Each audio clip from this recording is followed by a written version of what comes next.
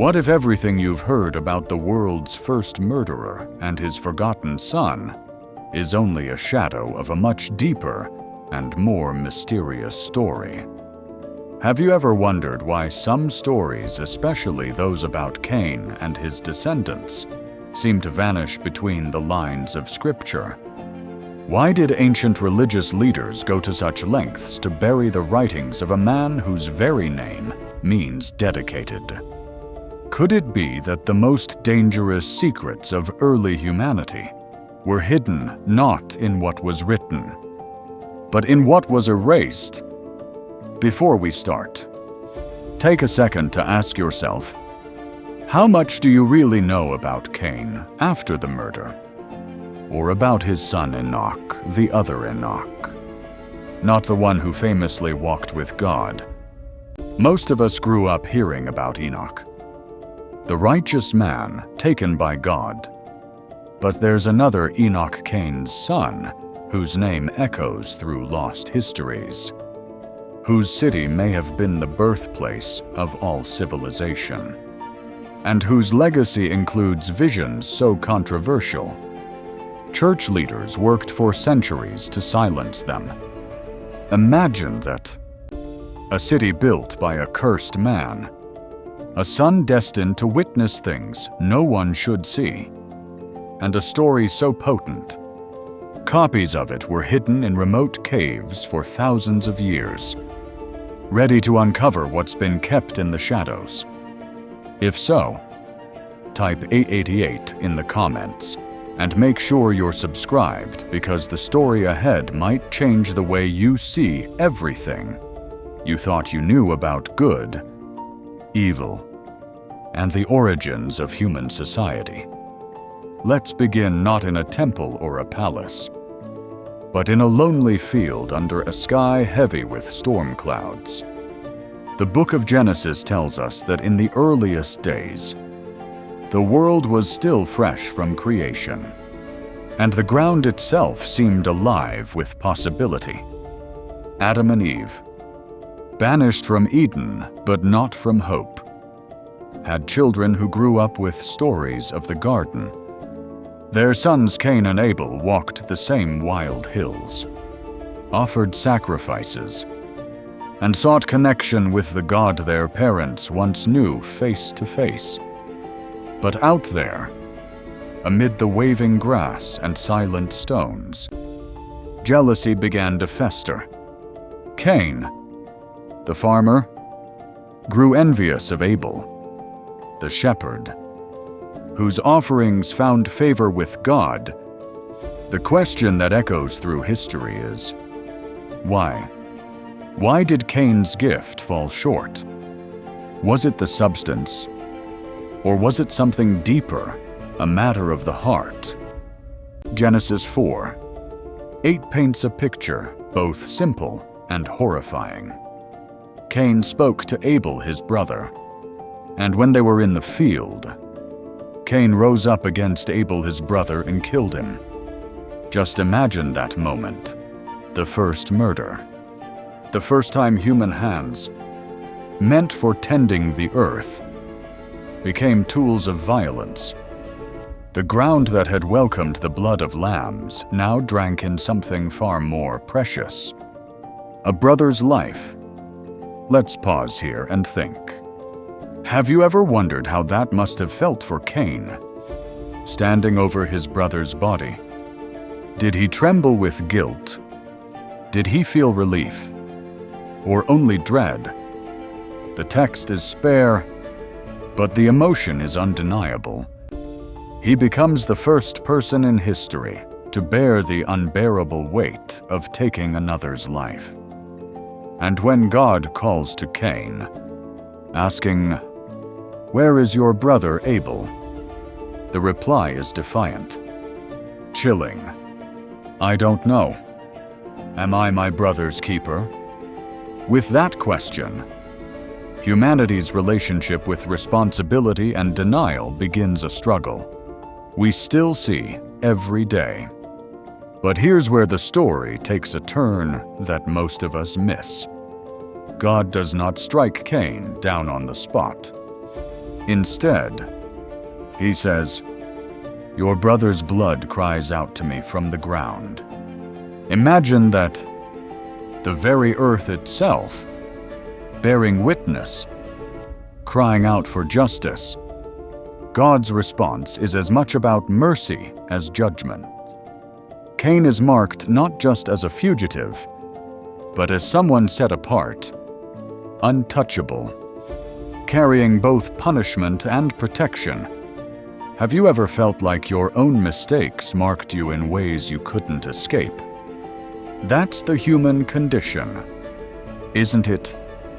The story of Cain is more than a tale of crime and punishment. It's a meditation on alienation and the longing for a second chance. Even when we least deserve it. Banished from his home, Cain wanders east, into the land of Nod, a name that means wandering. It's here that the scriptural spotlight usually fades.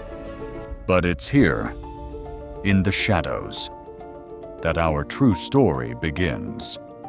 For in Nod, Cain meets his wife, and together they start anew. Their union produces a son, Enoch, whose name, in Hebrew, means initiated or dedicated. The birth of Enoch is more than just another genealogical fact. It's the dawn of something radical.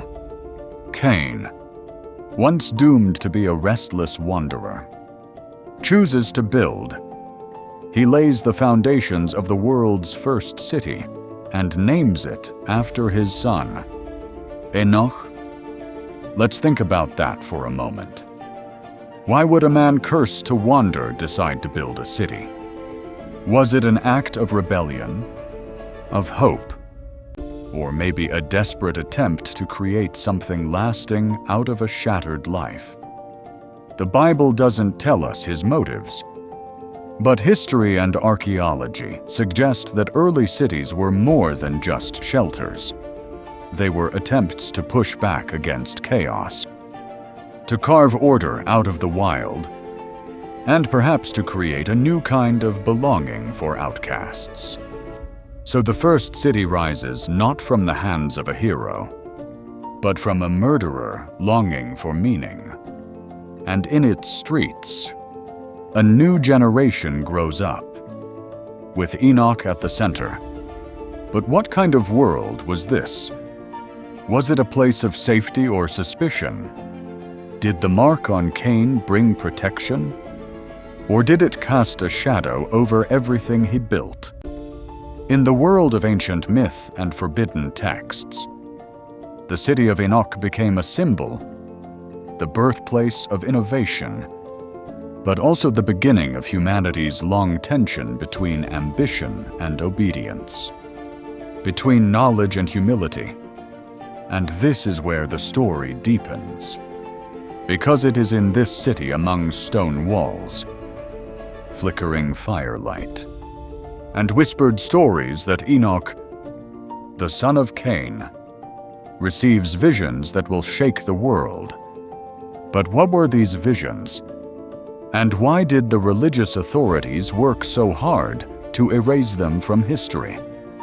Stay with us, because in the next chapter, we'll step into the heart of Enoch City, witness the birth of music, technology, and civilization, and discover the secrets that caused ancient leaders to banish Enoch's writings to the edge of memory. Stepping into the city of Enoch is like stepping across the threshold of history itself. Imagine stone paths winding between simple but sturdy homes, the air humming with a kind of restless energy. This wasn't just a place where people lived. It was a place where something new was taking shape. Enoch, son of Cain, grew up in this city his father built from the dust and sorrow of exile. And while the world outside was still wild and untamed, inside these city walls, a different kind of life was beginning to bloom. There's something profoundly human about the need to build, to create order from chaos. For Cain, the act of laying stone upon stone wasn't just about shelter. It was about reclaiming a sense of purpose, maybe even redemption. For Enoch, this city was his entire world, a place where memories of violence mixed uneasily with the hope of a new beginning. The children who grew up here, Enoch among them, knew the stories. They knew about the garden, about the brother lost to anger, about the mark that set their family apart. Yet they also heard new sounds, new possibilities, the clang of metal on metal, the first notes of music. Rising at dusk as Jubal, one of Enoch's cousins, experimented with reeds and strings, inventing melodies no one had ever heard before. Life in the city brought together all kinds of people, some curious, some broken, some brilliant, some afraid. Cain's family was large, and as the years passed, more and more children were born. Some became shepherds, others craftsmen. Tubal-Cain, another of Enoch's kin, discovered how to shape bronze and iron, forging tools and weapons that would change the world forever. With each generation, the city of Enoch became more than just a refuge. It became a forge for creativity, a place where human ingenuity began to reveal itself. But progress always comes with a price. The more the people of Enoch achieved, the more they seemed to drift from the old stories, the ones about walking with God in the cool of the evening, about innocence and trust. Some of the elders warned that pride was creeping in, that the noise of invention was drowning out the quiet voice of conscience. Enoch, caught between two worlds, often found himself wandering the city at night, lost in thought. What did it mean to inherit both the brilliance of creation and the burden of a curse? As Enoch grew older, his questions deepened. He watched as his father tried to hold the city together, wrestling with problems no one had ever faced before. How do you keep peace in a place where so many different desires collide? How do you settle disputes over land, over tools, over who gets to eat first when food runs short? Sometimes, late at night, Enoch would find his father on the city wall, gazing out toward the wild darkness beyond the gates. Cain's face, lined by years of exile, still carried the mark that had protected him all these years, a sign that was both a warning and a promise. Do you ever wonder if God still hears us? Enoch asked once, his voice barely above a whisper. Cain sighed, his answer lost somewhere between regret and defiance. He hears, but it's not always the answer we want. Enoch learned early that life was a series of tensions, between justice and mercy, between progress and remembrance, between fear and hope. The city that bore his name was both a miracle and a monument, a reminder that even those marked by failure could build something lasting, even if it was never quite enough to erase the past. But it wasn't just practical matters that occupied Enoch's mind. The city buzzed with rumors, stories of strange dreams, of visitors who appeared at dusk and vanished by dawn. Some spoke of glowing figures in the hills, voices in the wind that whispered warnings or promises. Others, especially the oldest members of the family, insisted these were only shadows, echoes of the guilt that haunted Cain's line. Yet for Enoch, the sense of mystery only grew stronger. It was as if something was waiting just beyond the edge of his understanding. A presence both beautiful and terrifying. One night, unable to sleep, Enoch slipped away from the city walls and wandered into the wilderness beyond. The moon hung low and full, casting a pale light over the fields. In that lonely silence, the questions he'd carried for years suddenly seemed to weigh twice as much. Was he destined to repeat his father's mistakes? Was there a way to break free from the patterns of fear and pride that shaped their lives?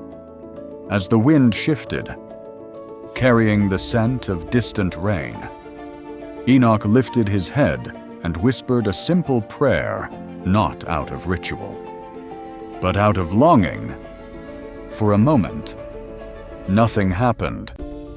Then, as if the world itself was holding its breath, Enoch felt a sense of peace settle over him, a sense that, despite everything, he was not alone. That night marked the beginning of a change Enoch couldn't quite explain. The world seemed sharper, more alive. Patterns in the stars, the rustle of leaves, the laughter of children in the market, all of it felt charged with meaning. In the days that followed, Enoch found himself drawn to the city's quiet places. He watched the craftsmen at their forges, the shepherds guiding their flocks, the musicians lost in song. Everywhere he looked, he saw both beauty and brokenness, light and shadow inextricably woven together. As weeks turned to months, Enoch's dreams grew more vivid. He saw visions of rivers flowing from mountains, of fires burning in the heart of the city, of voices calling out from beyond the grave. Sometimes he awoke in a cold sweat, heart pounding with fear. Other times, he felt a strange kind of hope, like a promise whispered in the darkness. The elders noticed the change in him. Some whispered that Enoch was marked for something special, others that he was cursed like his father. Yet Enoch himself felt neither blessed nor doomed, only awake. Caught between worlds, searching for a truth that always seemed just out of reach. It was during this time that Enoch began to write. At first, he scribbled fragments of thought on scraps of clay and leather half-remembered dreams, questions, prayers. But as the visions grew stronger, the writing took on a life of its own. Enoch described what he saw in his dreams: beings of light descending from the sky, strange messages etched in fire, warnings about days of darkness to come. He wrote about the Watchers, mysterious figures who stood guard at the edge of reality, guiding or perhaps judging humanity's every step. These writings were unlike anything the people of Enoch had ever seen. Some feared them, calling them blasphemy. Others hung on every word, sensing that Enoch was glimpsing something ancient and true. And so the city became a place of tension once again, between those who longed for stability and those who felt the pull of the unknown. For Enoch, the choice was never simple. To lead was to stand at the crossroads, to listen for the quiet voice of wisdom amid the roar of the crowd. And as he struggled to understand his place in the world, Enoch began to realize that the greatest mysteries were not hidden in the stars or the shadows, but in the human heart itself. Word of Enoch's strange writings spread through the city. drifting from market stalls to forge fires, whispered among shepherds under the stars. Some nights, a hush would fall over the city square as a few brave souls gathered to hear Enoch read from his growing scrolls. He never spoke as one with all the answers. Instead, he painted his visions in words, dreams where the veil between the ordinary and the sacred was paper thin. People listened, caught between awe and unease. Some claimed Enoch saw things no human should. Others believed he was simply wrestling with the shadows every family carries. Enoch's visions weren't only of angels and cosmic battles. Often, they circled back to the world right in front of him, the struggles and hopes of his own people. He saw his cousins inventing tools that made life easier, but also more complicated. He noticed how a single careless word could start a feud that echoed for years, or how laughter at a festival could heal old wounds, if only for a night. Even as the city grew, Enoch felt that everyone, himself included, carried some invisible mark, the kind of sorrow that no clever invention could ever erase. At times, he wondered if humanity was building itself higher and higher just to escape a guilt it could never name. One afternoon, as Enoch sat in the shade outside the city wall, his father Cain came to him. Cain was older now, his shoulders bent by the weight of years and memory. He watched Enoch with a kind of tired pride. But there was always a question behind his eyes. For a while, neither of them spoke. They listened to the wind moving through the distant grass. "Do you regret building this city?" Enoch asked at last. Cain rubbed his hands together, as if feeling the dust of old roads still on his skin. "Every day, I wonder if I'm running from the curse or trying to build something that outlasts it," he answered. "But what else can a man do but build with what's left to him?" Enoch nodded. In that moment, the old wall between father and son felt thinner. Both knew what it meant to live with a legacy that was never fully chosen, yet impossible to escape. Enoch found himself thinking that every act of creation, every song, every tool, every city was just another way for people to say, "We were here. We mattered.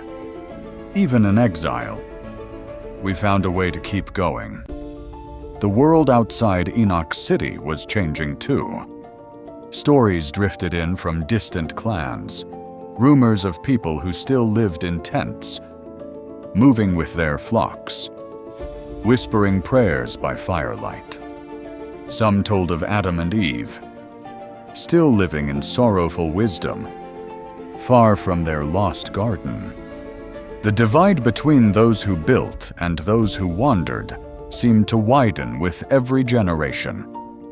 Sometimes traders from Seth's line would bring word of a God who still listened, who still walked with people, if only they had the courage to call out. These travelers often eyed the city's walls with suspicion, uneasy at the thought of so much ambition taking root in one place. For Enoch, these outside voices were a kind of music in themselves, a reminder that not everyone saw progress in the same way. Sometimes he would sneak away from the city at dawn and watch the horizon blush with light. He wondered if God's voice still lingered somewhere in the silence, waiting for a heart quiet enough to hear. At these times, Enoch didn't feel like a prophet or a leader. He felt like a child, clutching questions as old as the world. The visions did not stop. They only grew more intense. sweeping Enoch into realms he had no language for. He saw patterns in the movements of the stars, warnings etched in the flight of birds, dreams within dreams. One night, Enoch dreamed he stood at the edge of a great chasm.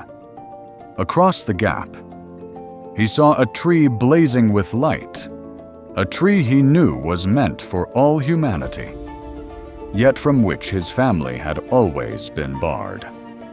He tried to call out, but his voice was lost in the wind. When he woke, the memory lingered like the aftertaste of thunder.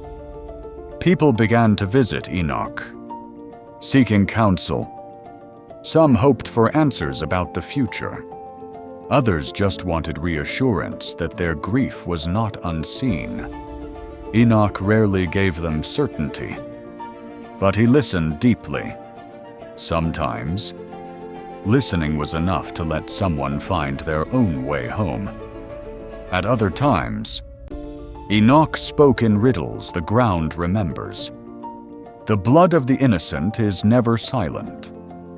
These words unsettled some, comforted others. Through it all, Enoch kept writing, his scrolls filled with questions, warnings, and sudden flashes of hope. He wrote about the Watchers, those mysterious figures his dreams described as guardians who sometimes overstepped their bounds. He wrote about the Nephilim, beings of great power and terrible hunger, and about floods and fires that threatened to wash everything away.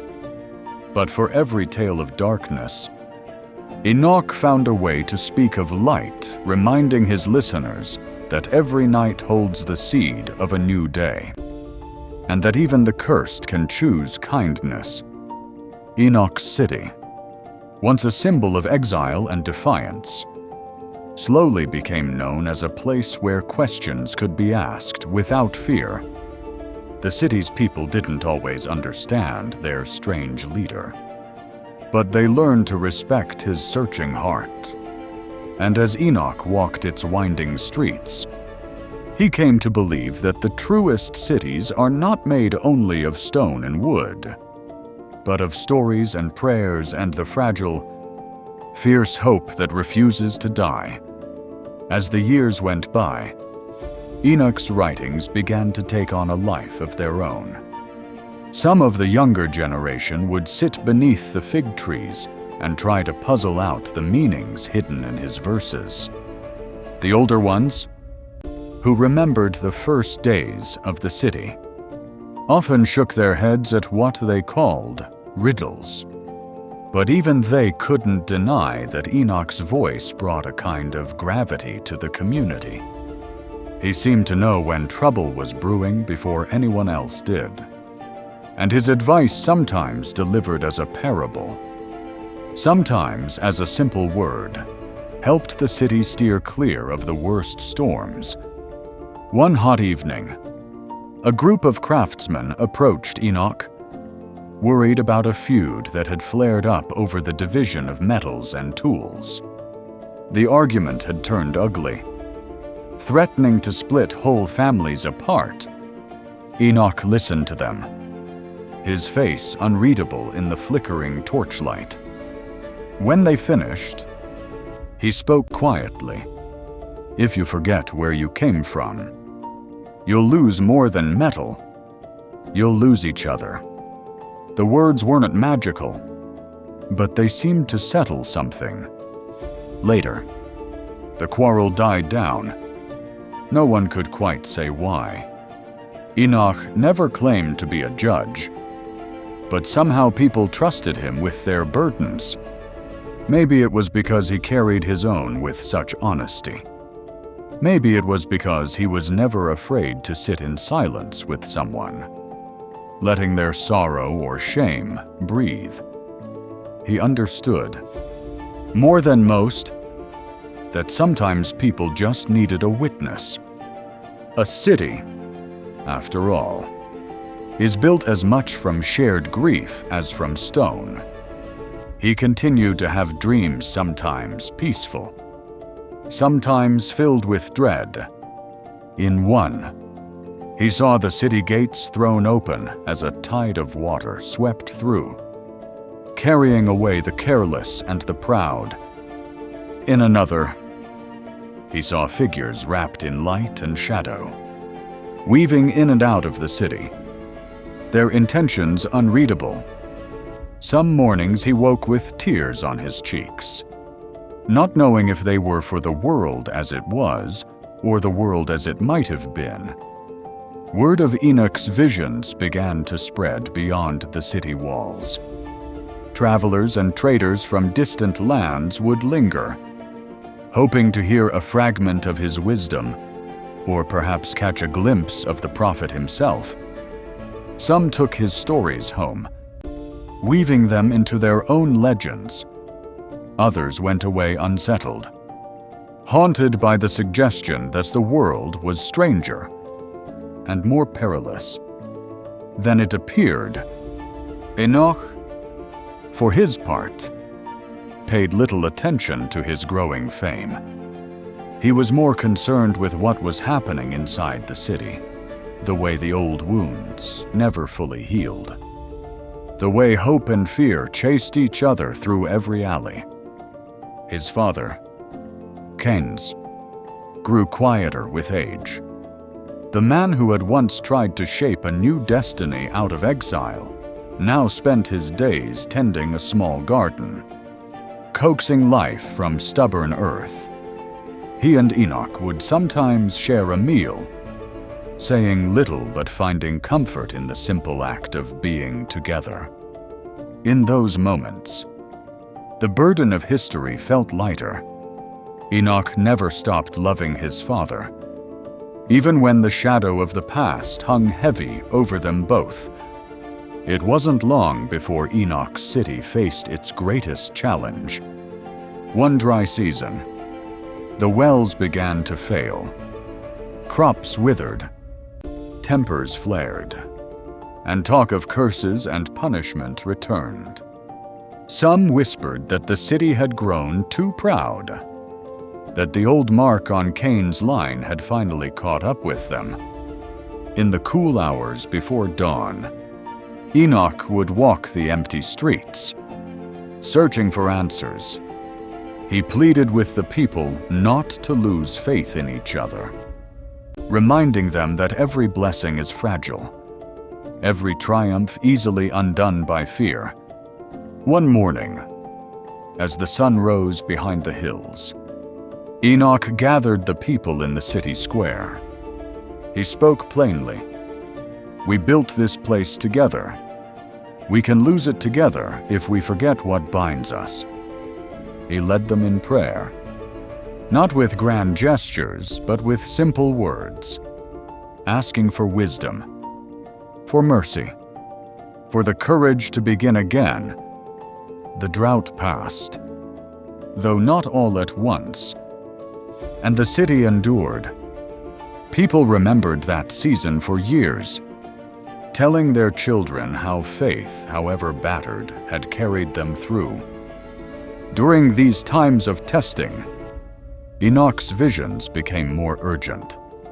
He saw a great divide growing between those who honored the old ways, who remembered the stories of Eden and the voice of God in the cool of the evening, and those who trusted only in what their own hands could make. Enoch worried about the future, about whether his people would forget, not just the pain of exile, but the fragile grace that sometimes follows it. He wrote down his warnings, not out of fear, but out of love, a desire to give the next generation something more than clever inventions or strong walls. If there was one lesson Enoch had learned, it was that the hardest journeys are the ones that lead us back to the truth we tried to leave behind. For all the city's music and craftsmanship, its true legacy would be measured in moments of kindness, in the quiet courage to keep asking questions, to keep seeking something holy in the ordinary mess of life. Enoch City changed as the years drifted by, just like a river carving new bends through old soil. New families arrived, drawn by tales of invention and peace. But the heart of the city still pulsed with old anxieties. It was a place of hope built atop the memory of sorrow. And nobody knew that better than Enoch himself. Sometimes he'd wander the market at dusk, watching young children race between the stalls while their parents bartered, argued, and laughed. He saw how even in a world marked by exile, people found ways to celebrate their voices mingling with the hammering of Cain at his forge, or the first trembling notes of a new melody played by Jubal. The old curse never quite vanished, but life had a way of sneaking past the walls it built. What Enoch noticed most was the hunger for meaning in people's eyes. After a hard day's work, neighbors would gather and swap stories, some true, some not, but all laced with longing. They wanted to believe the world was more than sweat and sorrow. They clung to rumors that, just maybe, the heavens were not so far away. Enoch understood.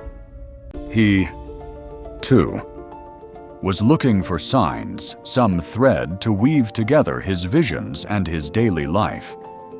There were moments when he would step outside the city gates at twilight, alone except for the wind and the slow rise of stars. He wondered if anyone else felt the same longing, a sense that, behind all the noise and invention, something sacred was calling out. Sometimes he thought he heard it, a voice woven into the hush of evening, asking questions he could not answer. Other times, it was just silence, thick and heavy, as if the whole world was waiting for something that might never come. Enoch never stopped dreaming, though the dreams grew stranger. He saw beings dressed in fire and shadow, their eyes shining like distant suns. They moved through his visions as if they belonged to some order older than memory itself. Some nights, he saw the city swallowed by floodwaters, the laughter of children replaced by the rush of unstoppable tides. Other times, he dreamed of gardens that never withered, and a light that never died. When he woke, the edge between hope and fear was so thin, he sometimes wondered if it would tear. The people around him began to sense something stirring. The city's elders, once skeptical, started to visit Enoch quietly, seeking wisdom. Some came because of troubles, marriages fraying, children falling sick, old feuds bubbling up. Others simply wanted to know what Enoch saw when he closed his eyes at night. He didn't always have answers, but he always listened. Sometimes, that was all anyone really needed. Despite his growing reputation, Enoch kept his humility. He remembered the mistakes of those who came before him. He'd seen how pride, left unchecked, could rot the heart of any community.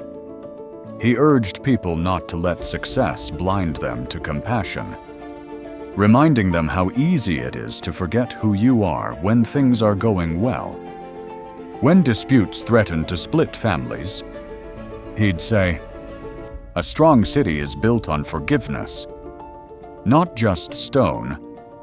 These words sank deeper than any law. In quieter hours, Enoch turned back to his scrolls. He wrote for the sake of memory and for the hope that, long after he was gone, his words might help someone find their way. He filled the margins with questions. Why do we long for things we cannot see? What does it mean to walk with God when the garden is lost to us? Sometimes he would leave a thought unfinished, letting silence fill the gap where certainty couldn't reach. As time passed, his visions took on a new intensity.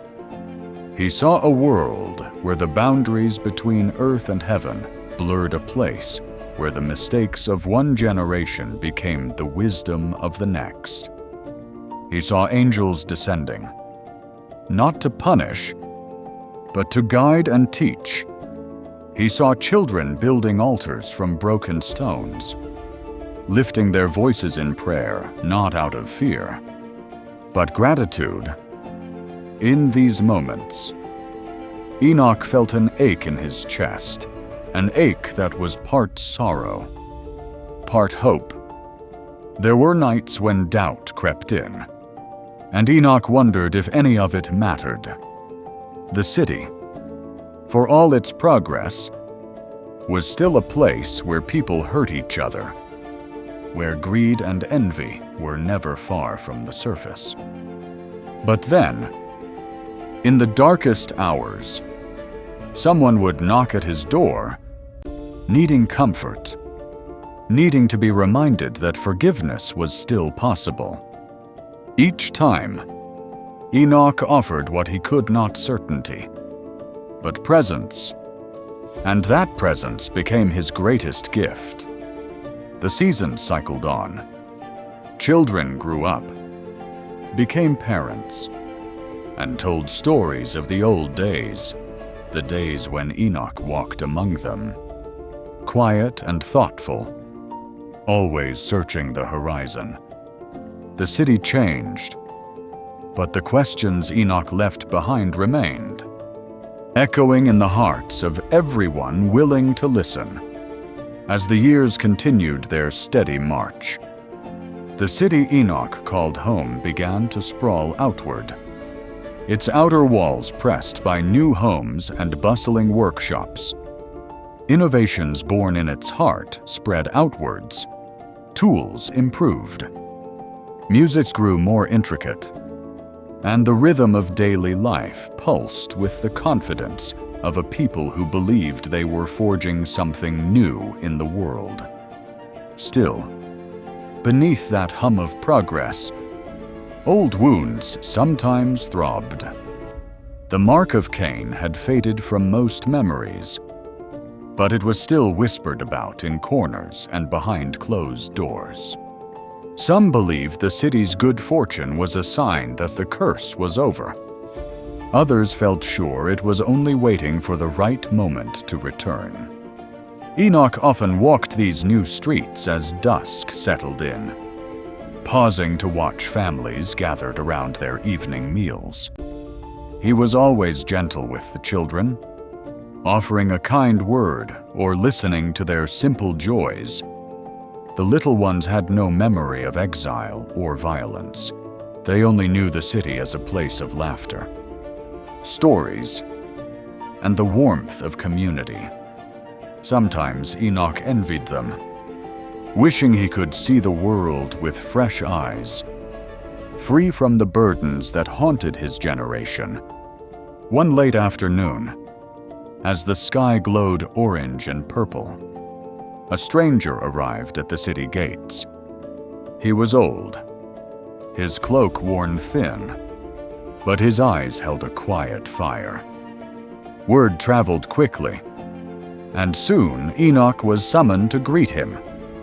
The stranger spoke little at first, but when he did, his words carried the weight of the wilderness and the wisdom of long roads. He told Enoch tales of distant places, tribes that still followed the herds. Others who remembered Eden as a promise more than a loss. As night fell, the two men shared a meal in silence before the stranger finally spoke of a vision, a dream he'd carried from the edge of the desert. "There is a river," he said softly, "that flows from a mountain none have climbed. Its waters are for the thirsty, but the path is guarded by memory and longing. Enoch listened, heart quickening. For the first time in a long while, he felt the stirrings of hope and possibility. The stranger left as quietly as he'd come, but the echo of his words lingered. That night, Enoch sat up late, thinking about rivers and mountains, about paths only visible to those willing to leave behind what they thought they knew. He wondered if every visitor, every rumor from the outside, was a kind of invitation, a reminder that no city, no matter how grand, could hold all the answers. He also wondered if, in his searching, he'd become more like his ancestors than he cared to admit, wandering in spirit, if not in body. With each passing year, Enoch's own family grew. He watched his children chase each other through the streets, their laughter a counterpoint to the worries that sometimes kept him awake. He hoped they would inherit more than just questions, that they might find peace where he had found only longing. Some evenings, he'd gather them around and tell stories of the first days, of Adam and Eve, of the garden lost, and the promise that someday, in some way, the world might be made whole again. He spoke gently of Cain, not as a villain, but as a man marked by pain and possibility. Someone who kept building because giving up was not an option. The city thrived, but the outside world was restless. Conflicts among the wandering tribes grew more frequent, and word reached Enoch that violence was spreading far beyond their walls. Sometimes families fleeing hunger or strife would arrive at the city gates. Seeking shelter, Enoch always welcomed them, insisting that mercy was the true foundation of any lasting home. Yet he saw, in the faces of these newcomers, the same grief and confusion that haunted his own memories. One season, a terrible sickness swept through the city. It started quietly, a cough here, a fever there, but soon became impossible to ignore. Enoch spent long days at the bedsides of the afflicted, whispering prayers, washing brows, and sharing whatever wisdom he could find. He watched as fear threatened to unravel all the trust they'd built. But he urged the people to care for one another, to hold tight to compassion even when hope was thin. Some lives were lost, and Enoch mourned each one. But the city survived. In the aftermath, he saw a new tenderness in the way neighbors greeted each other, a recognition that every breath, every moment, was a gift. During the long nights, Enoch's dreams turned luminous again. He saw visions of angels not as distant judges, but as travelers themselves, messengers moving between worlds, always searching for someone willing to listen. In these dreams, Enoch felt lighter, as if the old burdens had been shared with unseen companions. He awoke each morning filled with a kind of quiet gratitude, ready to face whatever the day might bring. The people, too, began to notice a shift. Enoch's words, once considered mysterious or difficult, seemed to resonate more clearly now. Even those who'd been skeptical found themselves drawn to his stories and prayers, finding comfort in his refusal to offer easy answers.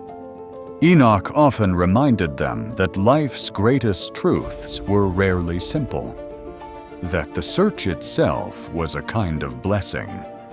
As the seasons changed and the city healed, Enoch realized that his greatest legacy might not be found in the buildings or inventions, but in the spirit of kindness and resilience he'd helped nurture. He watched as his children and grandchildren played in the shadow of the city's walls, and he wondered if perhaps that was what it meant to walk with God, not in certainty, but in faithfulness, one small step at a time. There came a time when Enoch realized just how much the city had become a living thing, shaped by everyone who called it home. The years had softened the harshness that once defined its early days, and there was now a quiet rhythm to the way people moved through their lives. You could sense it at dawn, when the forges first sparked and smoke drifted across the rooftops, or in the evenings, when the sounds of music and laughter spilled out into the darkening streets. It was never perfect, but it felt real, a tapestry of triumphs and failures, sorrow and joy, all stitched together by the daily act of choosing to stay, to forgive, to keep hoping. For Enoch, leadership had always been less about authority and more about presence. He walked the city not as a ruler, but as a fellow traveler. He greeted new faces, learned children's names, sat with the lonely and the sick. He never claimed to have all the answers, and the people respected him all the more for it. In the pauses between conversations, Enoch would sometimes catch himself reflecting on how different his path had been from what he once imagined. He hadn't set out to become a spiritual guide or even a teacher. He was simply someone who tried to listen first to the world around him, then to the stirrings in his own heart, and finally, to the possibility that God was always closer than he'd dared to believe. Sometimes the burdens were heavy. There were nights when sleep refused to come, when the memory of past losses pressed in, or when he worried about the future his grandchildren would inherit. He wondered if he'd done enough, if anything he'd built or written would outlast the rising tide of time. But even in those dark hours, Enoch found himself returning to a simple trust that every small act of love, every word of encouragement, mattered more than he could ever measure. He found comfort in the ordinary, the sharing of bread, a hand on a shoulder, a story told around a fire. Those were the things that stitched people together, that made a city worth fighting for. One autumn evening, as leaves drifted down from the fig trees and the air hinted at rain, Enoch was visited by a group of elders from outside the city. They came with questions, carrying tales of unrest and division among their own people. Enoch welcomed them, sharing his hearth and listening with the patience of someone who knew that wisdom was less about giving advice and more about making space for others to find their own way. He spoke of what he'd learned not just from his dreams, but from years of living in community, from watching the seasons turn, from seeing sorrow and joy in equal measure. The elders left at dawn, carrying not answers, but a renewed sense that peace was possible, even in a world shaped by conflict. As the city grew and the world beyond its walls grew more complicated, Enoch devoted more time to his writing. He set down not just visions and warnings, but also stories of mercy, fragments of prayer, memories of laughter.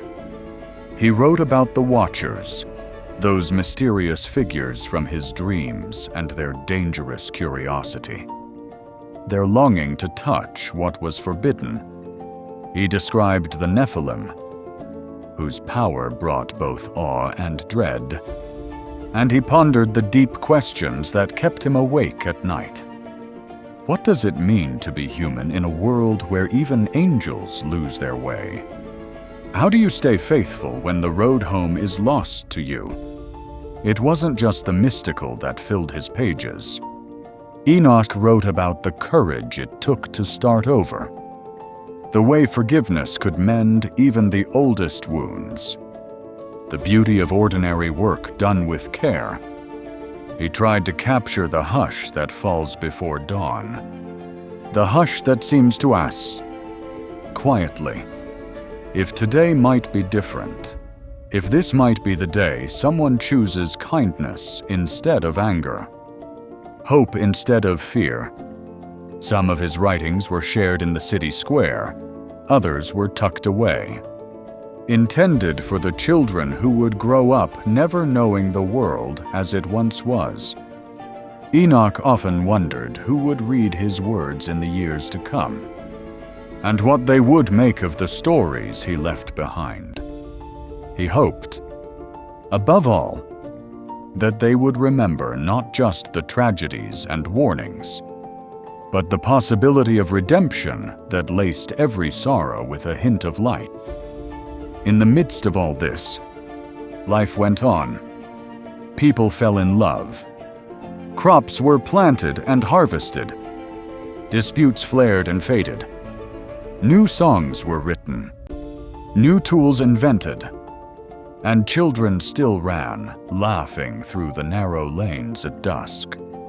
And always, Enoch kept watch, both over his people and over his own soul, knowing that every day was a gift, a chance to start again, to listen, to walk a little farther along the path of grace.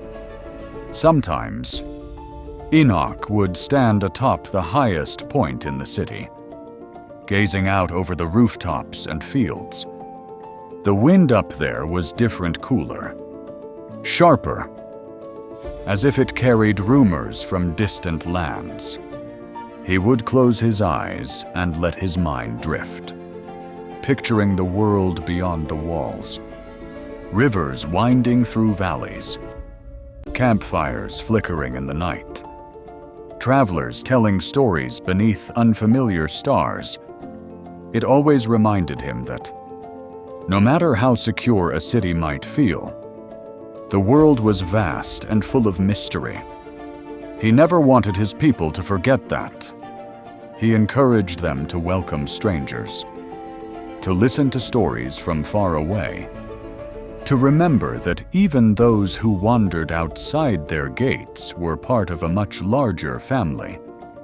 Enoch became known not only for his wisdom, but for the way he could make anyone feel seen. He'd stop to talk to the lonely, the outcast, the weary traveler. If a child scraped their knee, he'd crouch beside them, letting them cry without shame. If a craftsman grew discouraged with a stubborn piece of iron, Enoch would offer a word or just a patient silence until the frustration ebbed away. The city's peace wasn't perfect, but it endured, in large part, because Enoch believed that every small act of care helped mend what violence and sorrow had broken. Even in the heart of community, Enoch understood loneliness. Some evenings, after the city's noise faded and shadows pooled in the alleys, he'd retreat to a quiet corner with his scrolls. There, he let himself write honestly about his doubts and hopes, about the old ache that sometimes settled in his chest. He wrote about how even those who lead can feel lost, about how longing never truly disappears, no matter how much good you do. These writings were different from his prophecies and visions.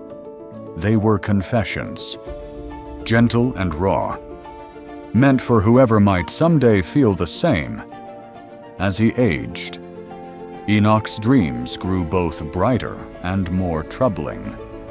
The watchers in his visions seemed less like distant figures and more like warnings, reminders that curiosity, even in the heavens, could lead to dangerous places.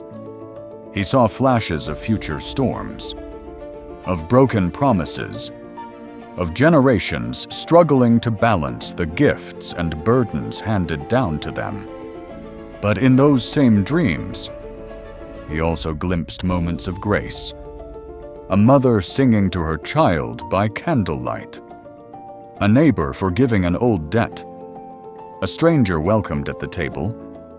He began to believe that no darkness could ever fully erase the light woven into human kindness.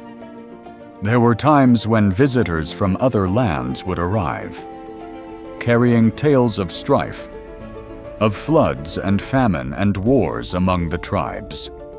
Some came seeking wisdom, others just shelter from the storms of their own making. Enoch listened to each of them, sometimes offering advice, more often just offering a place to rest. He knew that wisdom wasn't always about solving problems, but about letting people know they didn't have to carry their burdens alone. One night, as the city slept and the moon drifted through the clouds, Enoch stood outside the walls and looked up at the stars. He found himself speaking quietly, not sure if anyone was listening, maybe God, maybe the ancestors, maybe just the cool night air. We are all wanderers. He whispered, we build our homes, but our hearts keep searching. In that moment, he felt both smaller and stronger than ever before. He was part of something older than stone, older even than sorrow. Stories began to spread far beyond the city, far beyond his own lifetime of a man who walked with God, who wrote strange and beautiful things, who never stopped searching for peace. Some said Enoch was a prophet.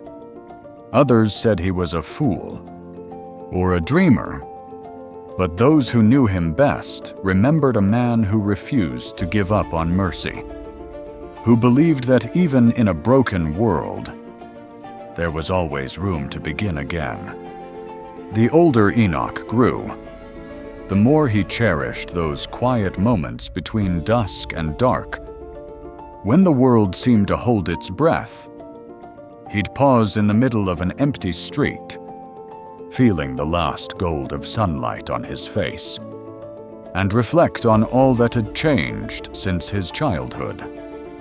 The city was bigger now, its boundaries ever expanding, but the sense of fragility never truly left. Enoch understood, more than most, how easily the things you love can slip away. Maybe that's why he treasured ordinary days. The smell of baking bread, the clatter of hammers, the sound of children daring each other to climb the city walls. He also noticed how his own influence had shifted. People now came to him for matters large and small, and Enoch sometimes found himself longing for the days when he could simply walk the market without being recognized. But he did his best to keep his heart open and his counsel honest. He reminded himself that leadership wasn't about being above anyone, but about walking beside them, sharing the burdens and the blessings alike. His family, once a small circle gathered at evening fires, had grown into an intricate web of grandchildren, cousins, in-laws, and friends who felt like kin. Each had their own dreams, their own struggles. Enoch tried to be present for them, sometimes with a story, sometimes with silence, sometimes just with a gentle squeeze of the hand. He found himself repeating the same advice in new ways. that sorrow is lighter when shared, that kindness outlives even the longest grudges, that every day brings a new chance to do better than before. The visions, too, kept returning. They arrived unexpectedly, while he was repairing a wall, or blessing a newborn, or watching a flock of birds wheel above the rooftops. Sometimes, he saw hints of disaster waters rising, thunder splitting the sky, towers crumbling under their own weight. But just as often, his dreams were filled with healing. Neighbors forgiving old hurts, families reunited after years of silence, strangers risking everything for the sake of someone else's safety. What Enoch learned, over time, was that hope and fear were never truly separate. They grew together, like roots beneath the same tree. In every warning was a promise, and in every sorrow, the seed of comfort. He wrote this down for his children and for anyone else who might need the reminder. Darkness doesn't last forever. Sometimes all it takes is one small light, held out bravely, to change everything.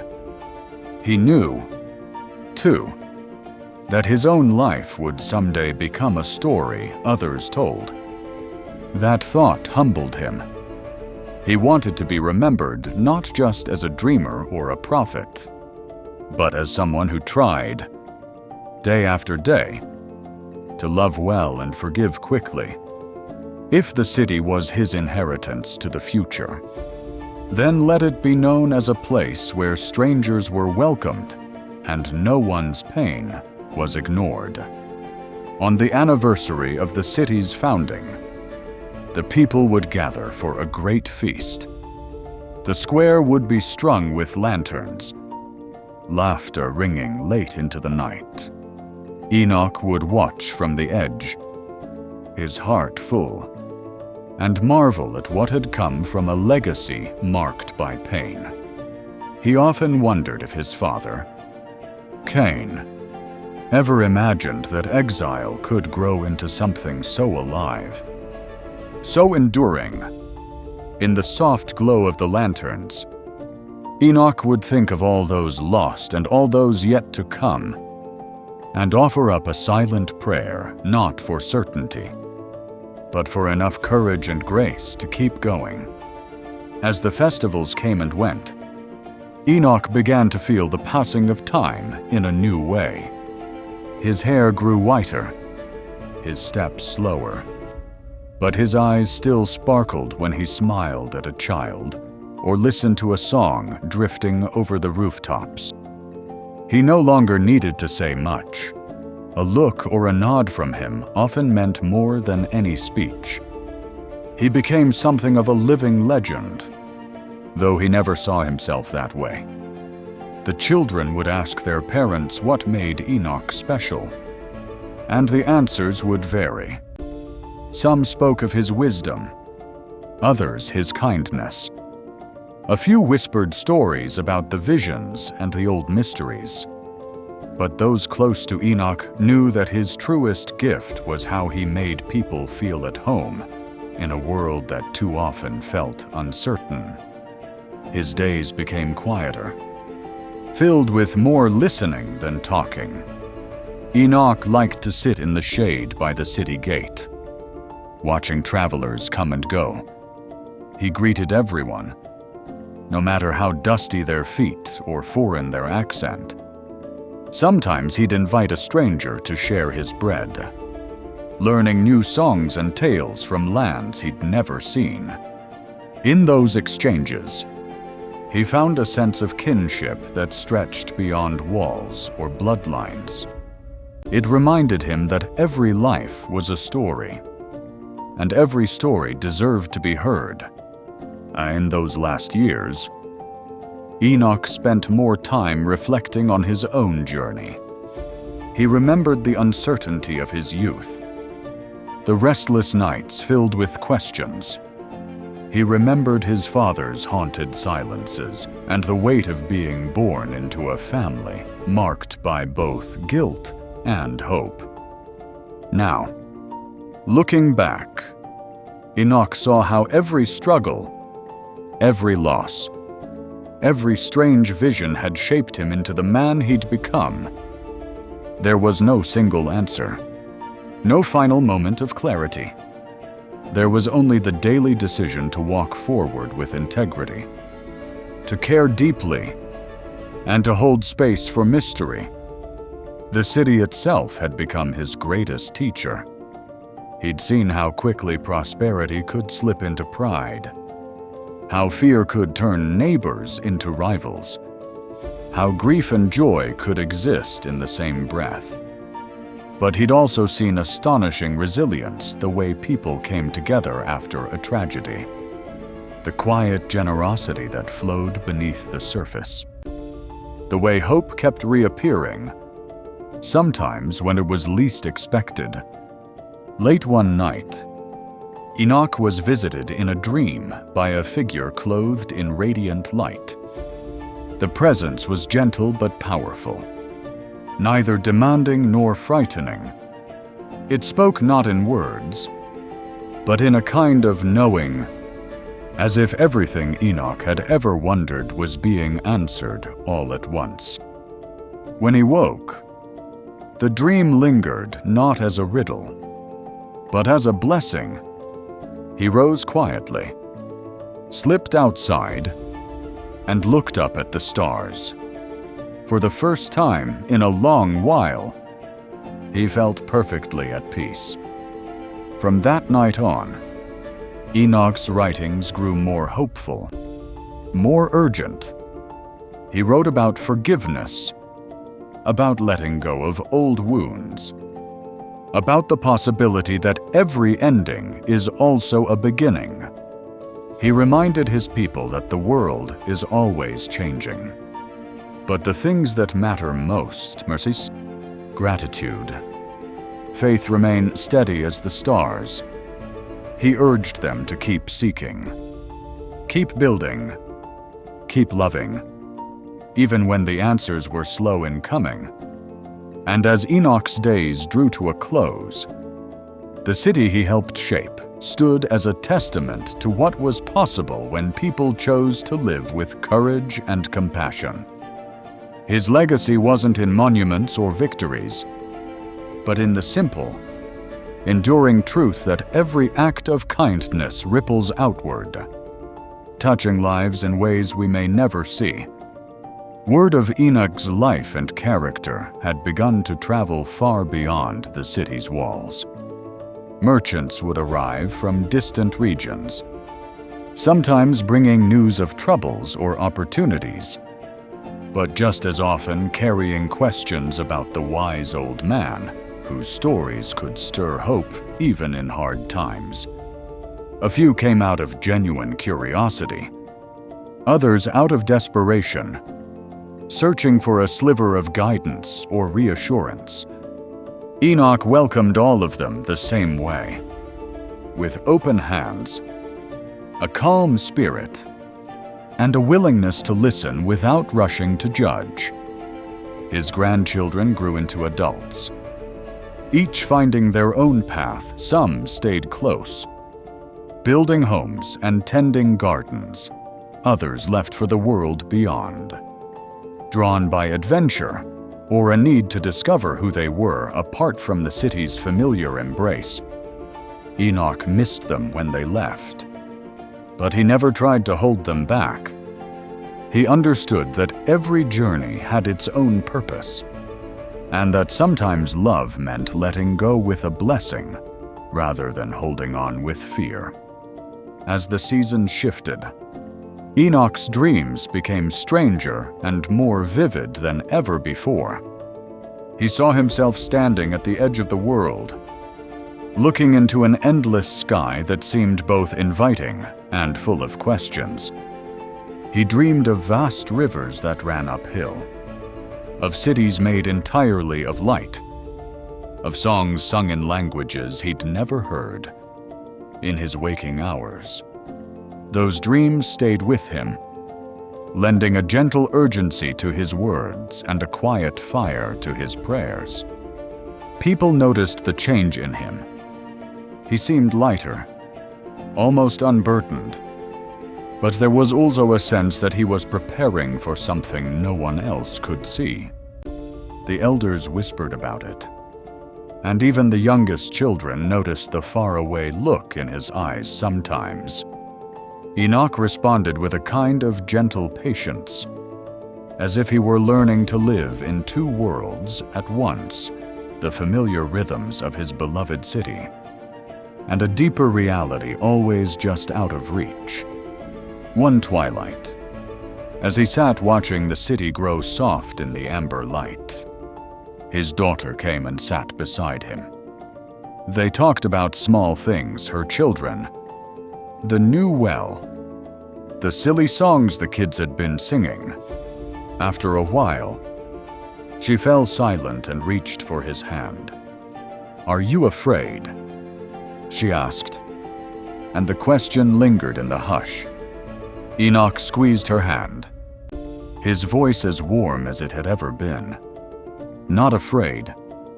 I think I'm just curious and grateful.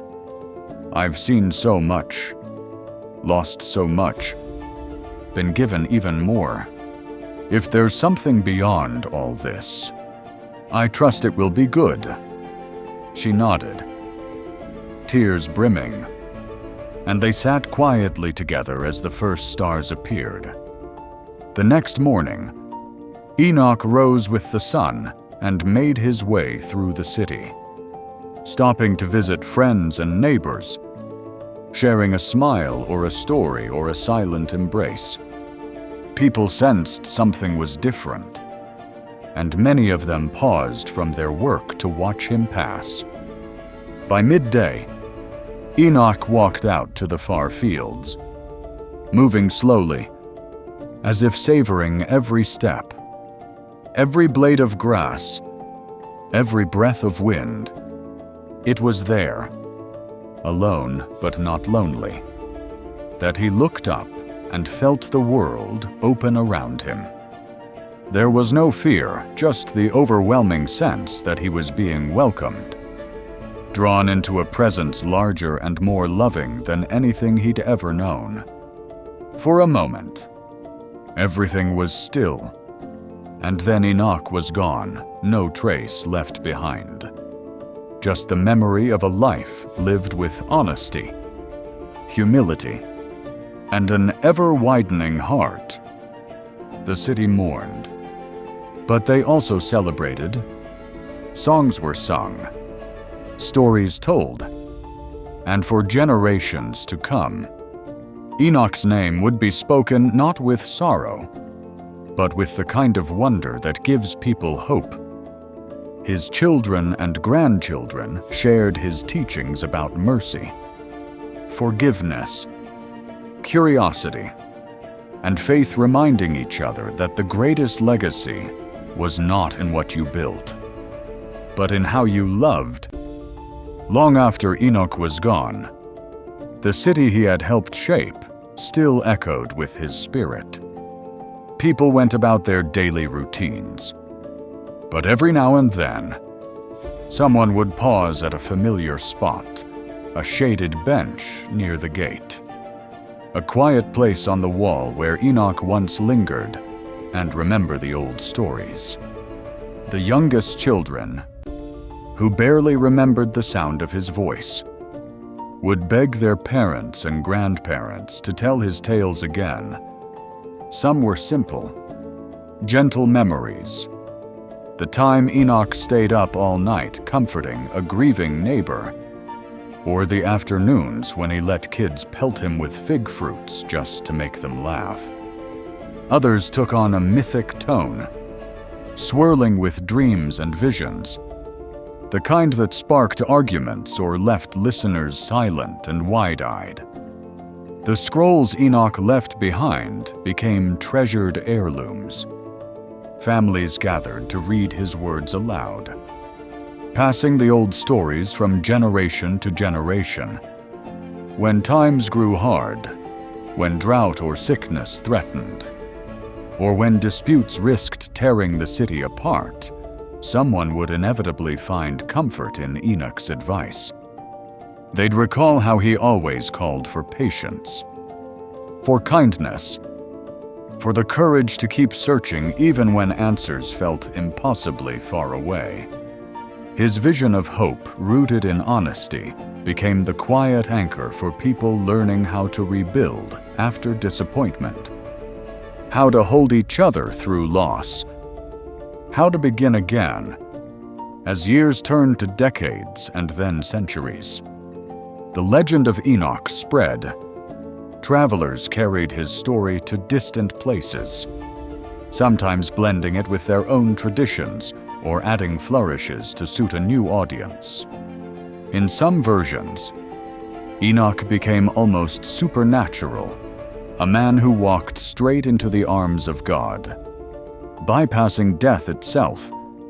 In others, he was a wise ancestor whose wisdom helped keep chaos at bay.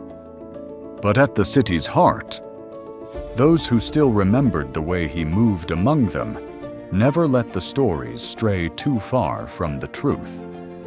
Enoch was special not because he was flawless or grand, but because he chose to keep loving even when the world seemed unkind. Over time, new challenges rose to meet the next generations. Sometimes it felt as if the old fears had returned in a different shape. Pride flared, trust frayed. People forgot how much they needed one another.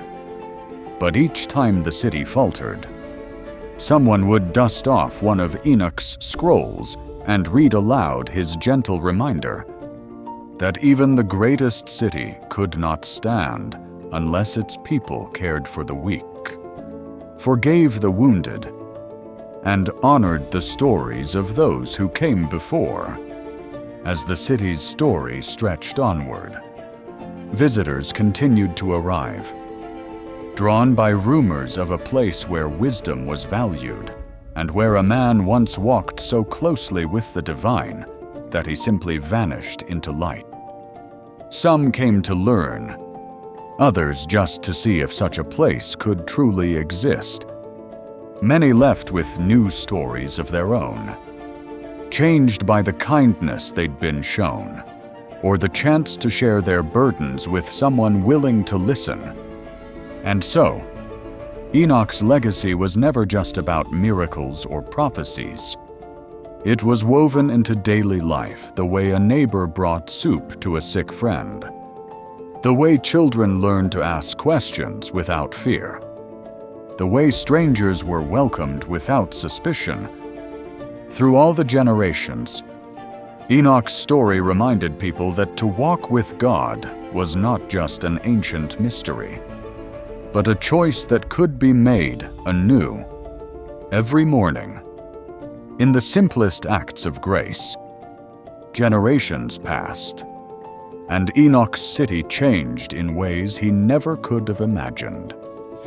The world outside its walls grew louder and more complicated, yet within, there was still a rhythm of ordinary miracles, a helping hand, a word of encouragement, a song rising up on a quiet night.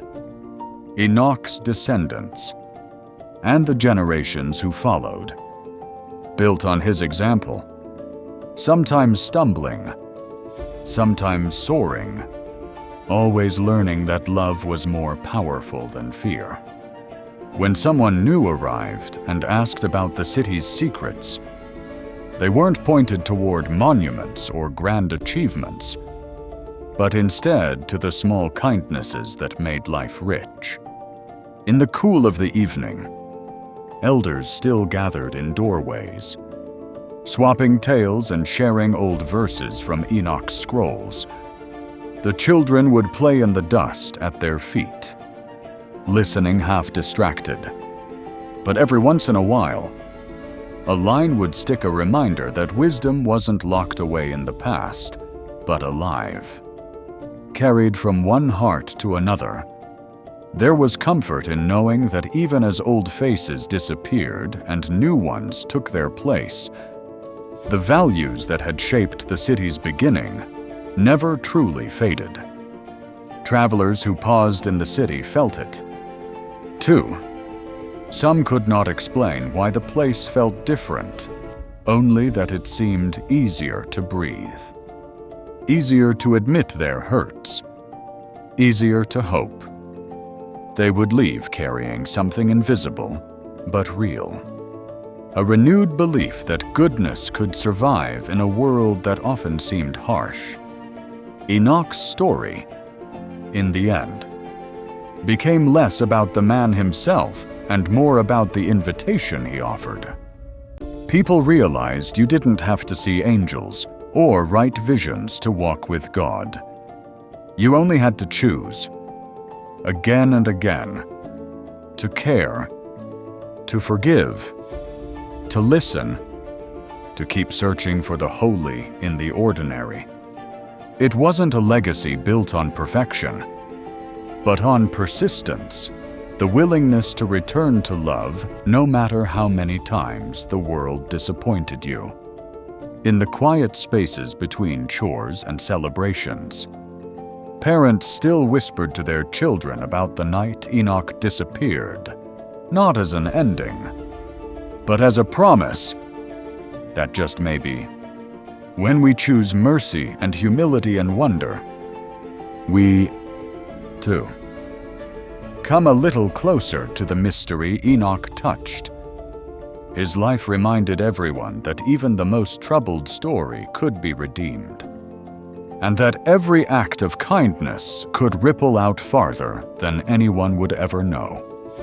And so the story goes on, not finished, but passed from voice to voice, from life to life, a testament to the power of faithfulness, curiosity, and the kind of love that never gives up. In Enoch City, and far beyond its walls, people remembered, we are all wanderers, searching for home, yet every time we offer welcome to another soul, we build a little more of heaven here on earth. Thank you for listening to the story of Enoch, a story that isn't really over. Because as long as we keep choosing to walk in love and wisdom, His Spirit walks with us still.